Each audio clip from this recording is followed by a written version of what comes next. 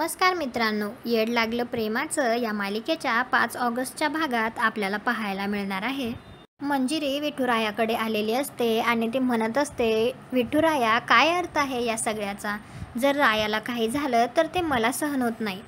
त्यावेळी जीजी आणि घरातील बाकीचे तिथे आलेले असतात आणि जीजी मंजिरीला म्हणत असते, कारण तुझं प्रेम आहे त्याच्यावर मंजिरी. मला माहिती आहे तुझा आमच्यावर विश्वास नाहीये. ज्याच्यावर तुझा विश्वास आहे त्याला विचार की. त्यावेळी मंजिरी हात जोडून विठुरायापुढे बसते आणि ती म्हणत असते, विठुराया नेमकं काय आहे माझ्या मनात?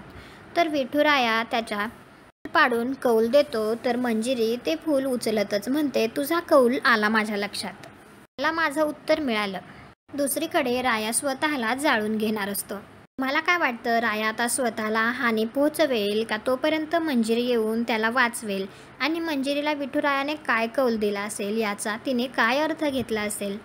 जर रायावर प्रेम आहे हे तिने मान्य केलं असेल का? आणि जर हे मान्य केलं असेल तर मंजिरी येऊन रायाला तो त्याला जाळून घेण्याआधी त्याला वाचवेल का? कॉमेंट करून नक्की सांगा. व्हिडिओला लाईक करा. आपल्या मराठी मालिका चॅनलला सबस्क्राईब करा. भेटू उद्याच्या भागात.